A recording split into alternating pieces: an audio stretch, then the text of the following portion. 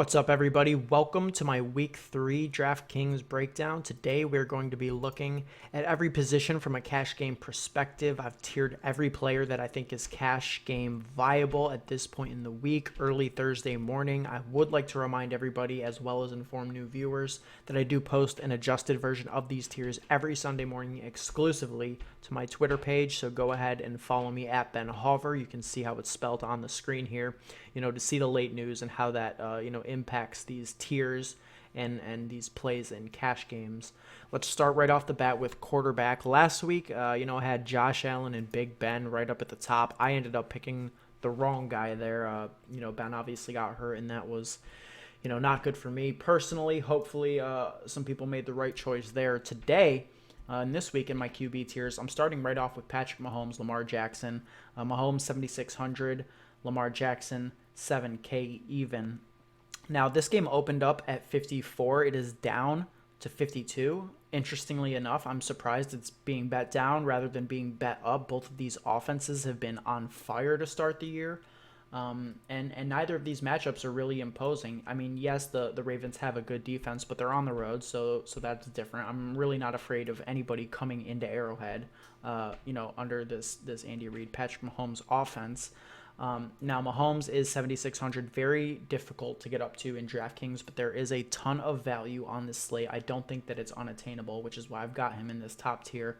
Same thing with Lamar Jackson. My only concern, and I will say this with Lamar Jackson, we haven't really seen him have to chase points yet because they've basically squarely been in control of every game that they've played so far. If Patrick Mahomes is up by 2 scores, early in this game, how does Lamar react to that? Is he still going to be, having this insane floor? Neither of these guys have scored under 30 points yet this season, and this doesn't seem like a spot where they will. So we'll see how it goes. I do have that slight concern with Lamar, but he's still squarely in play. Right below this in my tiers, I've got Dak Prescott and Josh Allen.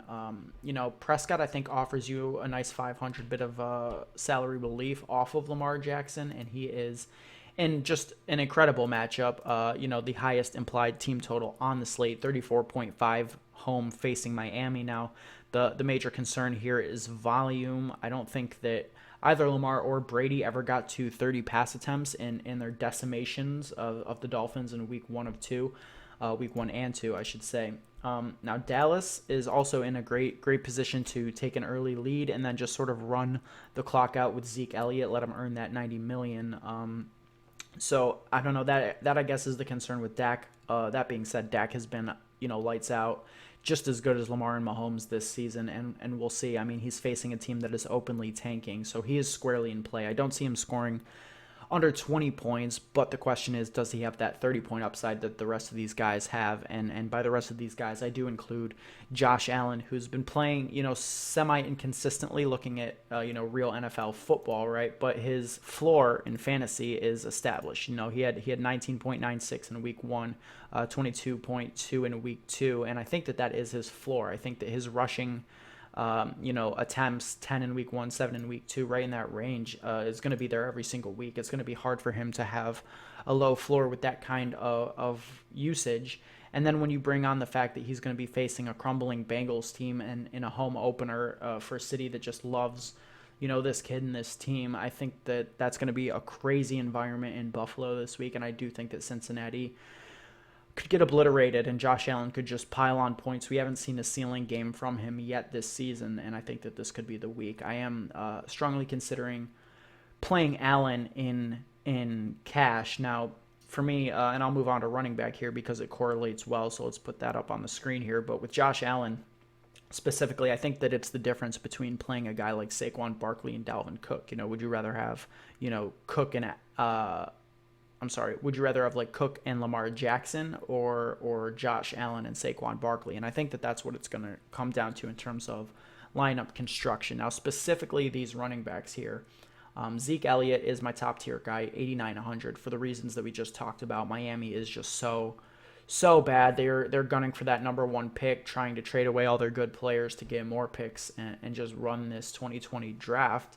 And Zeke Elliott, coming off of the massive contract, his snaps His usage have gone up in back-to-back weeks, and I think in this home game against the shell of an NFL defense is just going to be a smash spot for him. Yeah, 8,900 is a lot to pay, but I think it's well worth it, and 3 touchdowns is within his range of outcomes this week. Saquon Barkley is the next guy I've got. In this tier of 3 guys, Barkley, Cook, and Eckler are all squarely in consideration. It's really what you can fit. Now, Cook to me, out of this group, is the least appealing.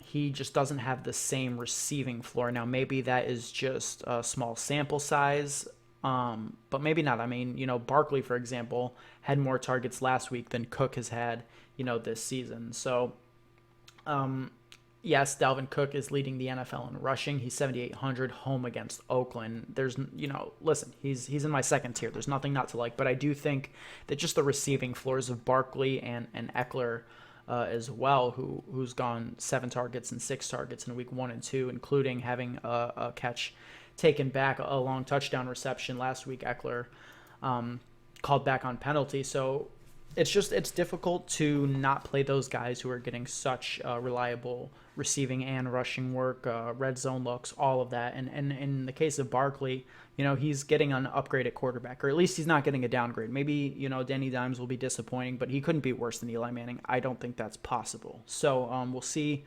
how that goes. But I do think that the key this week is going to be paying up for running back. There is so much wide receiver value, as we'll get to in a minute, tight end value, there's just no reason not to jam 3 of these guys in. I think that it's going to raise the floor ceiling of your lineup in so many ways. I'm all about that, and that's why I really don't have anybody sub 7K in my cash game tiers, because I don't think that you should be playing these guys. I mean, yeah, could you play Sony Michel as 20-point home favorites against the Jets? I guess, but I mean, we saw last week, even in a good NFL game where he has 21 receptions for 85 yards, he's got a touchdown as well, no targets and no 100-yard bonus, only 13.5 points. He's just not conducive to this style of scoring. Same thing with Marlon Mack, Aaron Jones, all these guys. So they're not really in consideration for me this week. Christian McCaffrey, who obviously is a stud player, as good as Zeke, as good as Barkley and these guys, coming off of a bad week. My concern with him obviously is the Kyle Allen situation. Cam Newton is looking more and more likely to miss this week as we progress. I am anticipating that he will be ruled out probably by the time this video goes out. Maybe he already has for the viewers. So yeah, week 1, a massive game, over 40 points last week. Week 2, 7.3. Now he has a long week coming off of Thursday night football. He's going to be on the road facing a team that will force them to play more snaps in terms of Arizona. So I do think that he is interesting. I just don't really want to take that cash game risk on a guy who we don't know how they're going to adjust this offense. I mean, yeah, theoretically, they should just be, running it even more through McCaffrey than they were, right? Because Cam is gone and McCaffrey's clearly their best player on offense. So I think that is a possibility, but he's just below these other guys. For me, I don't want to pay $1,000 more for McCaffrey over Dalvin Cook or Austin Eckler. And if I'm all the way up to 8,700, just give me the safety of Zeke or Barkley. That's kind of how I'm looking at it. I do think McCaffrey is a great GPP play. However, let's move on to wide receiver, and this is where all the value in the week is going to be. There's just so many high target plays, low on the slate. And so starting off with Nelson Aguilar. Now the Eagles, all of the Eagles guys are theoretically in play, right? Deshaun Jackson is out. Alshon Jeffrey is most likely out. He might have already been ruled out officially. So Aguilar at 3,600. He's going to primarily be in the slot. He has the most chemistry with Zach Ertz, who's going to lean on him. He had 11 targets last week, a ton of production. And at 3,600, he's just massively too cheap. I think that he is the initial building block for your cash game lineups. You just plug him in, go from there, and he allows you really to get up to these 7K running backs if you throw another one of these cheap guys in. Emmanuel Sanders, 4,800. Now, Sanders has quietly been having a sort of rejuvenation coming off of the Achilles, just a medicine miracle, you could say. But I mean, 20 targets through the first 2 weeks. He hasn't had less than 19 points on DK. And, his price only went up 100 after last week, interestingly enough, coming off of an 11-catch, 13-target game for 98 and a touch. I mean, the concern, I suppose, is that Jair Alexander, the Packers, rising stud corner is going to be shadowing him. I don't think that is the case personally. Maybe. I think that he will see snaps against Jair, but Jair's not unbeatable. He is allowing just about 40% of targets thrown at him to be caught. That being said, I mean, obviously, if he were to be shadowed, then, he gets 10 targets, a 40% catch rate. We're looking at 4 catches. That is obviously not very viable, but I do think that Sanders will see plenty of work away from Jair. And just with that target share on the road in a game, at Lambeau Field where they're going to have to be throwing, I think that Flacco's going to lean on Sanders, who has been his most reliable and explosive target up to this point. All right, now it's time to talk about my absolute favorite play on the slate, and that is Devin Smith, 3,400. This is a guy who is going to be stepping into the Michael Gallup role. Gallup has had the most dominant target share in Dallas up to this point, neck and neck with Amari Cooper, but he is out-targeted Amari Cooper up to this point. Now, Gallup is obviously injured, but had he not been, he would have been 5,700 in this matchup. Would have been a great play. Now, we're getting a guy in Devin Smith who is significantly discounted, a 2.3K difference in where Gallup would have been compared to where Devin Smith is. Smith ripped a long touchdown last week against Josh Norman. Yes, say what you will, Josh Norman is old, he's slow, he's washed, etc. It's all true, okay? But he is not worse than Eric Rowe, who Smith is going to be running deep, way past this dude down the field. I think that he's a great bet for another touchdown this week. And yes, is it more of a GPP play? Potentially, but I do think that his floor is higher than people realize, and he's squarely in consideration for me in cash. I think that he is highly viable in cash. Now, when you look at it like in terms of target share, Gallup has had the highest target share in Dallas. Okay, he is going to be the deep option on these play action passes in Kellen Moore's play action scheme. On top of that, you look at Smith. He is damn near a carbon copy of Gallup. He weighs a few less pounds, but they're the same height, same type of body, same type of speed. He's a perfect player to slot into this role while Gallup is injured.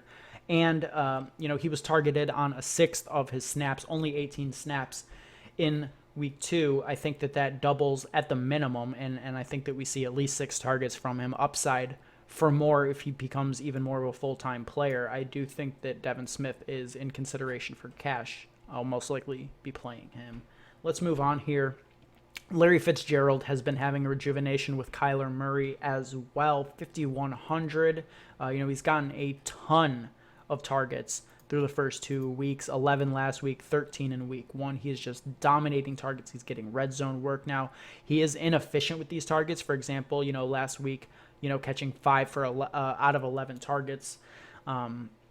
It's difficult to project with Larry Fitz. I do think that he is a good player, and he is worth playing in damn near any format. I do wonder if this, is unsustainable just because of I don't know. Is Christian Kirk going to take a bigger role? Is age ever going to play, a factor with this guy? I guess we'll see. John Brown, 5,500. He is, becoming the go-to option in this Buffalo offense for Josh Allen. And last week was really encouraging because we saw that he would be fantasy viable and have a decent floor even when he's not getting those long, touchdowns. So, both weeks he had 7 receptions in week 1 and 2. Last week he really didn't bust a long play. Still, 7 for 72. I think that is kind of his floor, 14.2, and he's going to be playing the Cincinnati team that I don't have any confidence in their secondary. I do think that Brown is a great cash play as well as a GPP play as well. Moving on to Mecole Hardman, 5K. Now, this is shaky. Okay, it's absolutely shaky. He had 6 targets last week, 4 receptions for 61 and a touch. Now, I touched upon this. I don't know if you guys happened to catch my cash recap video. I did have to pivot to Mecole because I was absolutely buried in cash once the Big Ben injury hit.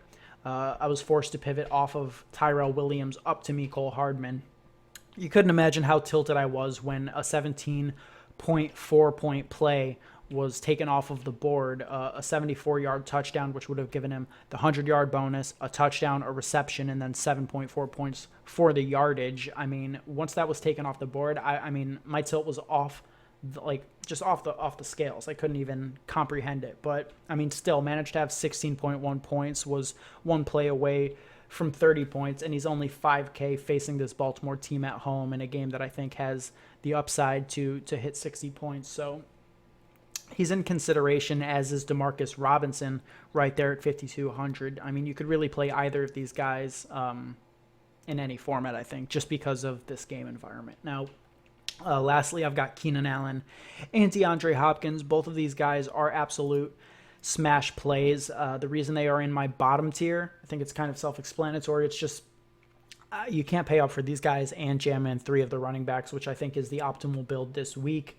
I wouldn't fault you for playing these guys. They are very safe, in my opinion. Hopkins has dominated targets despite all these other weapons. QT, Stills, Fuller, they're all kind of eating at each other. Hopkins still having that same dominant target share that he always has with the Texans. And yes, Casey Hayward for the Chargers in this matchup, he is an elite lockdown corner. At least, that's how he's looked at. But, I mean, if you look at wide receiver ones over the last 2 weeks, T.Y. Hilton went 8 for 87 and 2. Kenny Golladay, 8 for 117 and 2. And, despite that, Hopkins is the most expensive wide receiver on the slate, only 7,800. I do think that he has a relatively high floor ceiling combo this week. Keenan Allen, 7K. Listen, I'm a Lions fan, but I mean, even I can admit that, Darius Slay got washed last week. It was one of the worst games that I've seen him play in recent years trying to shadow Keenan. Keenan was on absolute fire, 15 targets, had 9 in the first half.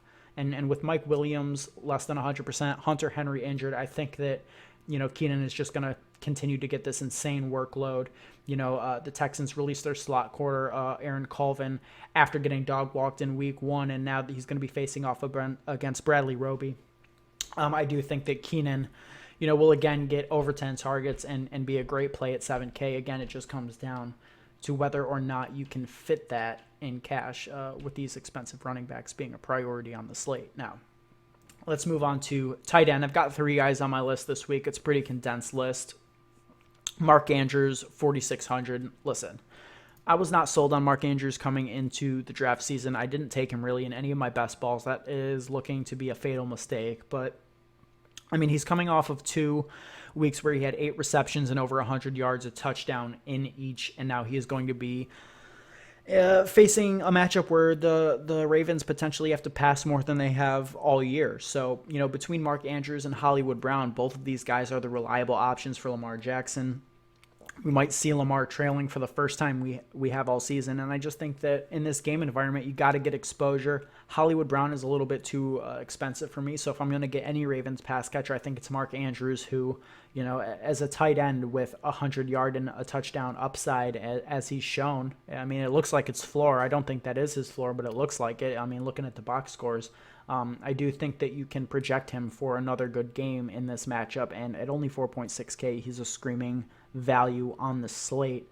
My next tier, Evan Ingram and Zach Ertz. Now, look, both of these guys are, I mean, they're great plays, right? And I've been saying all season that Evan Ingram is a value until he is priced up in the Zach Ertz, George Kittle range. Well, I got that wrong. Apparently, George Kittle and Zach Ertz are getting priced down to his range. I'm not really sure what's going on with that, especially Zach Ertz being priced down. I guess it has to do with the fact that the Sunday night game in which he got 16 targets happened before the prices came out. But, I mean, look, everybody is going to be looking to play Nelson Aguilar. People are going to throw out names like Mac Hollins and J.J. Arcega-Whiteside, and they're going to forget about Zach Ertz, who is the real beneficiary of this Alshon Jeffrey and Deshaun Jackson injury. He is going to be the go-to target for Zach Ertz against the Detroit Lions linebacker core that I am not overly, confident in. So I do think that you can justify playing Zach Ertz at 5,700 in this spot. My concern with that is that, both of these teams are going to look to play slow in this individual week. Philly with the injuries and Detroit with the, that's just their philosophy. Evan Ingram, 5,200. Look, we saw it in week 1. He has enormous upside, had 11 receptions on 14 targets. Last week, I think we saw his floor, about 6 receptions on 8 targets. Now, again, it's kind of like the Christian McCaffrey thing. We don't really know how Danny Dimes starting is going to impact him. That being said, rookie quarterbacks tend to lean on their tight end. Jones has one of the best tight ends in the league to lean on and not too much else besides Saquon Barkley. I do think Sterling Shepard is going to return, which might even, help Evan Ingram see some more, opportunity to get open. So we'll see how that goes. I do think that you could easily play either of those guys, but I do think that Mark Andrews, with the with the $600 discount off of Ingram and $900 off of Zach Ertz, just makes him a better play in my opinion. Moving on to DST, and honestly, you can sort of pick whoever you'd like out of these defenses. Now I got the Chargers as my top play. Well, not my top play, but in my top tier, just at 2,500. I really do like the Chargers. Watson has been sacked an average of 5 times per game. The line is bad, and it's just kind of the way he plays. He holds the ball. He's looking to make magic downfield, and oftentimes he will, but still, Bosa and Ingram have a shot to get to him another 5 times this week, and all we need is one fumble. And at 2,500, I think, again, that opens up a lot for you. Cardinals, 2,700. They're going to be facing Kyle Allen at home. So that's why they're on the list. And, Matt Ryan on the road, not crazy about that. He did do well in Minnesota week 1, but that was week 1, and now there's, a couple extra weeks of tape and seeing what this offense is going to look like this year for the Colts to prep for 2,800. I think that the Colts just try and hammer Marlon Mack and play a defensive game in this spot. Now, the next tier is the interesting one, and it's, again, a lineup construction issue. Yes, the Cowboys are clearly the best defensive play on the slate, 4,300, facing this tanking Miami team. Last week, if you didn't have the Patriots and GPPs, you were just a dead man walking. This team had 4 interceptions, 7 sacks. I do think that it's likely that in this game we do see the switch to Josh Rosen, but, as far as we know right now, it's still going to be Fitzpatrick starting, which is just an insane, ask. But 4,300 is just too expensive in cash games, especially when there's so much variance. Yes, we might be slow to incorporate that this Miami team is historically bad, and maybe playing defense against them is worth the pay up, especially when they're on the road. But I would rather play within the context of this slate. There are so many other defenses that are going to be facing rookie quarterbacks, young, inexperienced quarterbacks, etc. So I don't think you need to go there this week. Same thing with the Patriots. They're going to be facing the Jets' third string quarterback in Luke Falk, and the Patriots have looked great the last 2 weeks this season, and they're in a great matchup as well. Both of these teams, Cowboys and Patriots, are favored by over 20 points. You just don't see that in the NFL.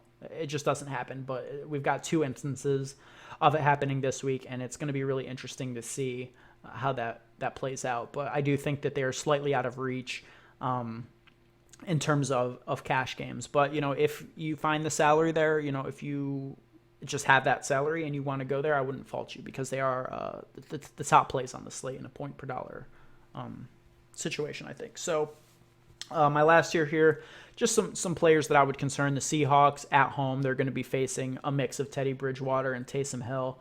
I do think that they're in play. 49ers at home facing a Mason Rudolph, and the Bucs at home facing Daniel Jones. All these guys are going to be, having a decent opportunity against inexperienced quarterbacks. And, is Teddy Bridgewater inexperienced? No, but is he good? No. So I think that's why the Seahawks are in play. So I think you could really go anywhere here. But again, I'm always looking to pay down. That's why the top tier are all 2,800 or less. So that is what I've got for you guys this week. I think that it's going to be an interesting lineup construction week. I'd like to see, if people aren't playing Devin Smith in cash, which I think is going to be a linchpin in a lot of lineups. And I don't think that he's, at this point in the week, a popular cash play. So I do want to see, if people are planning to jam in 3 of these running backs, or if they've got another opinion in terms of lineup construction. I guess we'll see as the week progresses.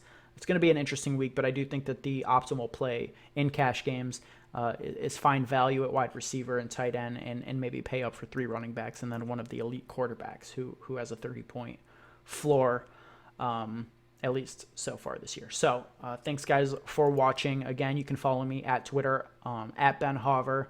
Again, I will be posting an adjusted version of these tiers Sunday morning. Make sure you check that out, because a lot could change. Damian Williams, LaShawn McCoy both have injuries. Darwin Thompson season, min price on DK. Who knows? Find out Sunday. But yeah, guys, thank you for watching. We'll see you next week. Let's get some money this week.